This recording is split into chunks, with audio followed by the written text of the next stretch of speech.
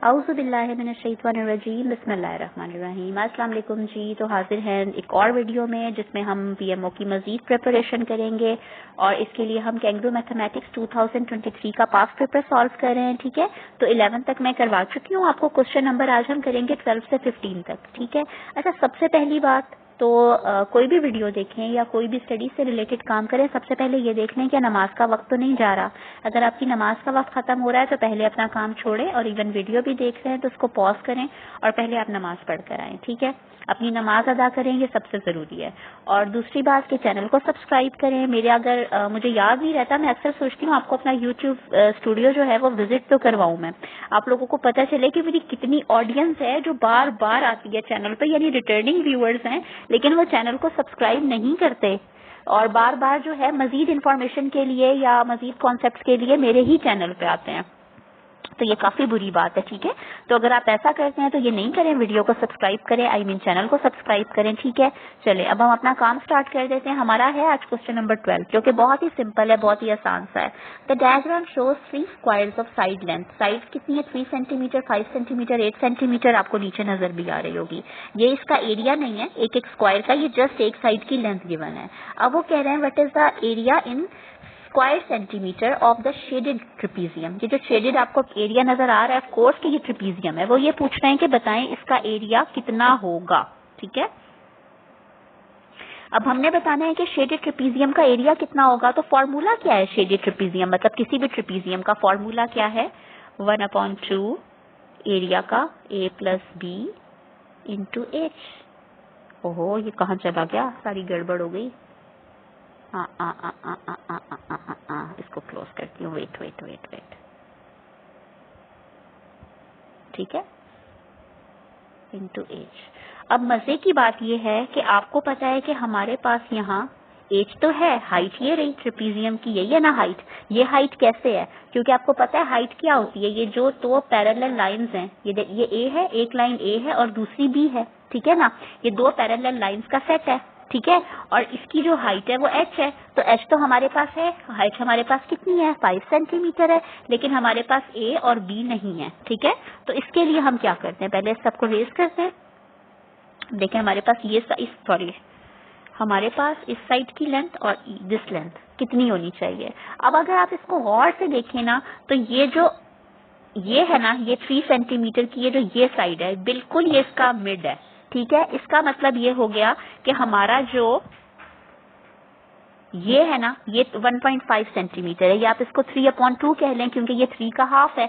और ये देखें ये 8 सेंटीमीटर है, 8 सेंटीमीटर। और गौर से देखें ये जो पूरा एक 8 सेंटीमीटर है, ये इसका हाफ है। ठीक है, ये वाला पॉइंट जो है इसके बिल्कुल हाफ में है, यानी 8 का half 8/2 which is equal to 4। ठीक, यानी ये वाली साइड आपकी है 3/2 और ये वाली साइड आपकी ट्रिपीजियम की जो है वो है 4। ठीक हो गया, तो हमारे पास a प्लस बी भी आ गए और कोई तरीका नहीं है। हम बहुत तरीकों से अगर निकालना चाहें तो सवाल बहुत कॉम्प्लिकेटेड हो सकता है। ठीक है, ये इसका फॉर्मूला भी रेज हो गया था। ठीक है, अब मैं इस फॉर्मूले में अगर इसको रखूं तो हमारा आंसर क्या हो जाएगा? 1/2 और a क्या है हमारा है 3/2 और b है हमारा 4। ठहरे, मैं इसको थोड़ा सा जगह करके ना फिर इसको सॉल्व करना शुरू करते हैं। यहाँ पे करते हैं 1/2 a plus b into h. ठीक है, तो 1/2 a आपका आया है 3/2 और b आया है 4 और h है आपकी 5। ओहो, h है आपका 5। ठीक है, अब 1/2 का 1/2 और आप जब 3/2 और 4 को प्लस करेंगे तो आपका क्या आएगा? 3/2 और 4 को आप प्लस करेंगे तो ये आएगा 11/2। मेरे पास जगह कम है, मैं इसलिए नहीं कर रही। ठीक है, आप करके देख लें, इंटू 5। ठीक है, अब 11 5 जा 55 और 2 2 जा 4, तो आपका आंसर क्या आ गया? 55/4। तो आप ऑप्शंस में चेक कर लें कि ये आपका आंसर यहाँ मौजूद है। ठीक है, बी ऑप्शन है 55/4। ठीक है, नेक्स्ट क्वेश्चन पे मूव करते हैं। नेक्स्ट क्वेश्चन है question number 13। A wire of length 95 metre is cut. एक वायर की लेंथ है कितनी? 95 सेंटीमीटर या मीटर है, यहाँ लिखा है। इसको आपने कट किया है 3 पार्ट्स में, और किस तरह, अब इक्वल पार्ट्स नहीं है, किस तरह कट किया है, such that the length of each pieces, हर पीस की लेंथ कितनी हो, 50% more than the previous piece, 50% more हो, यानी जो पिछला पीस आपने कट किया उसका 50% मोर हो, पहले पीस का 50% मोर नहीं हो, पिछले पीस का 50% मोर हो, ये इसका क्लू वर्ड है। अब वो पूछ रहे हैं what is the length of the largest piece, और इस लार्जेस्ट पीस की लेंथ कितनी होगी। ठीक है, हम फिर उसी तरह अपना पेन ऑन करते हैं, एक्टिव करते हैं पेन को जी, पेन एक्टिव हो गया। अब हम एक बड़ी सी जगह लेते हैं जहां पर हम अपना रफ काम कर सकें। ठीक है, अब टोटल लेंथ कितनी है, वो है 95, और हमने 3 पीसेस में काटा है, किस तरह कि पहला पीस की लेंथ हमने x ले ली, और अब दूसरे पीस की लेंथ हमने कितनी लेनी है, पहले पीस से 50 टाइम्स ग्रेटर, यानी कि अगर पहला पीस 1 का था तो दूसरा पीस कितनी फ्रैक्शन होनी चाहिए उसकी, 3/2, यानी कि 1.5। ठीक है, 1.5x प्लस, अब थर्ड पीस लें, थर्ड पीस कितना होना चाहिए, x का नहीं होना चाहिए, ये 1.5x का मतलब 50% मोर होना चाहिए, यानी 1.5x तो होगा ही, और 1.5 का पहले 50% कितना हुआ, 0.75, तो 1.5 में जब आप 0.75 प्लस करेंगे तो वो आएगा 2.25x। ठीक है, ये x मेरा यहाँ पूरा नहीं आया, ठीक है, ये x है। इस सबको आप टोटल कर लें तो आपका आंसर कितना आ जाएगा, इसका आंसर आ जाएगा आपका 4.75x। ठीक है, मैं यहाँ इक्वल लिख दिया, इक्वल ना लिखें आप, क्यों ना लिखें कि आप जब इन सबको प्लस करेंगे तो आपकी लेंथ होनी चाहिए टोटल 95। अब आप यहाँ से x की वैल्यू निकाल लें, अगर आप 95 अपॉन करेंगे ना 4.75, ठीक है, तो 4.75 आप 95 को ऊपर अंदर रखें, 4.75 से मल्टीप्लाई करें तो ये आ जाएगा 20। ठीक है, तो यानी जो सबसे स्मॉलेस्ट पीस है आपका x, उसकी लेंथ कितनी हो गई 20, लेकिन इन्होंने लार्जेस्ट की पूछी है, तो लार्जेस्ट के लिए आपकी लार्जेस्ट की लेंथ कितनी थी, 2.25x थी ना, तो आप 2.25 में x की वैल्यू ये 20 रखें, इसको मल्टीप्लाई करें। ठीक है, तो आपकी ये क्या आ जाएगी, ये आ जाएगी आपकी, ठहरा ये कैलकुलेटर पे कर लेते हैं, मेरा भी इस वक्त जो है ना मैथ्स ज्यादा काम नहीं कर रहा, 2.25 मल्टीप्लाई 20, 45। ठीक है, तो आपकी जो लार्जेस्ट की लेंथ कितनी आ गई, लार्जेस्ट की लेंथ आ गई 45। ठीक है, दिस इज द आंसर। तो इसको हम चेक कर लेते हैं हमारे ऑप्शंस में 45 है या नहीं। अल्लाह हो, गड़बड़ी होती जाती है कभी कभी मुझसे। एक्चुअली पता है क्या, मैंने चूल्हे पे रखा हुआ है खाना और मेरा सारा ध्यान उसकी तरफ भी है। अच्छा, अब हम अगला क्वेश्चन करते हैं, क्वेश्चन नंबर 14। वो कहते हैं points M and N are the mid points of 2 sides of a rectangle. ये एक रेक्टेंगल है, इसके मिड पॉइंट्स कितने, M और N इसके मिड पॉइंट्स हैं। ठीक है, वो पूछ रहे हैं what fraction of the area of the rectangle is shaded. आपने जस्ट फ्रैक्शन बतानी है जितना शेडेड है। तो ये करने का ना अक्सर बच्चे परेशान होंगे, इसको करने का बड़ा आसान तरीका है, ये आंखों आंखों में भी हो जाता है, लेकिन अगर आपसे आंखों आंखों में नहीं होता ना, आप जस्ट इसको क्लोज करेंगे, आप अपने पेपर पे सॉल्व कर लीजिएगा इसको। एक सेकेंड में इसको थोड़ा एडजस्ट करूं। ठीक है, अब ये देखें कि ये वाली ट्रायंगल देखें, ये है, ये देखें बिल्कुल इसके कोने के साथ, यानी इसका कोना मिला हुआ है। अगर मैं इसको यहाँ ऊपर ड्रॉ कर दूं तो बिल्कुल इसी शेप के ऊपर बन जाएगी, सही कह रही हूँ, और ये आपका सारा खाना खाली होगा, ये जगह खाली होगी। अब ये देखें ये वाली ट्रायंगल है, या फिर ये वाली और ये वाली मिला के मैं यहाँ रख दूं। अब मेरे पास दो ऑप्शंस हैं, या तो मैं इस वाली ट्रायंगल को यहाँ पुट कर दूं, या फिर मैं इन दोनों को यहाँ इकट्ठा पुट कर दूं, यानी इसको ऐसे उठा के ऐसे कर दूं, और फिर जो ये जगह मेरे पास बच रही है उसमें ये आ जाएगी चीज, बिल्कुल फिट हो जाएगी, या फिर इसको पूरा रख दूं। अच्छा, अगर फर्ज करें कि मैंने इन दोनों को यहाँ रखा है, ठीक है, तो फिर ये मेरे पास ये वाली ट्रायंगल बच गई। ये देखें, ये अगर मैं इसको ऐसे स्लाइड करके ऊपर लेके जाऊं ना, तो ये ऐसे कुछ हो जाएगी। एक मिनट, ये ना ऐसे कुछ हो जाएगी। तो इसका मतलब ये हो गया कि इसने 1/4, यानी ये पूरा एरिया हमारा खाली हो जाएगा, ये जो पूरा नीचे वाला है, और आधा यहाँ का, यानी इसकी जो हमारी 3/4 फ्रैक्शन है वो बिल्कुल ब्लैंक हो जाएगी। तो इसका कितना एरिया शेडेड हुआ, 1/4। क्लियर, ये भी बहुत आसान था। ठीक है, तो इसका कितना एरिया शेडेड हुआ, 1/4। ठीक है, अजान स्टार्ट हो गई है। ठीक है, बस लास्ट क्वेश्चन है, इसके बाद नमाज पढ़ते हैं, आप भी पढ़े मैं भी पढ़ती हूँ। अच्छा, क्वेश्चन नंबर 15 है, pentagon ABCDE is divided into 4 triangles. ठीक है, विद इक्वल पेरीमीटर्स।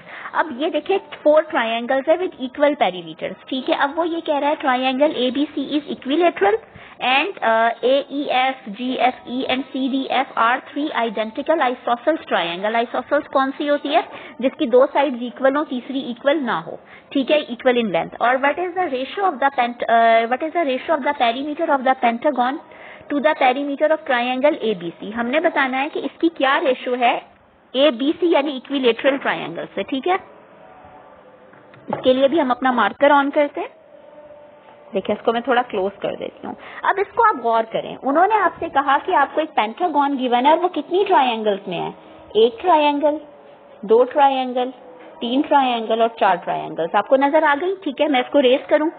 अब वो कहता है कि ये जो ये वाली ट्राइंगल है, चाहे ये वाली ट्राइंगल हो, चाहे ये वाली हो, चाहे ये वाली हो, इन सारी ट्राइंगल्स का जो पेरीमीटर है ना वो बिल्कुल इक्वल है। और आपको ये भी पता है कि ये वाली ट्राइंगल जो है वो इक्विलेटरल है। इक्विलेटरल का मतलब क्या है कि इसकी all sides are equal in length, ठीक है। तो अगर फर्ज करें कि मैं इस ट्राइंगल की एक साइड को A ले लूं तो इसकी बाकी दोनों साइड्स भी A हो गई ना। देखें, मैंने A ले लिया, वेट, मैंने इसकी एक साइड को A ले लिया, दूसरी भी A हो गई और ये जो पूरी है ये भी A हो गई अंदर वाली, ठीक है।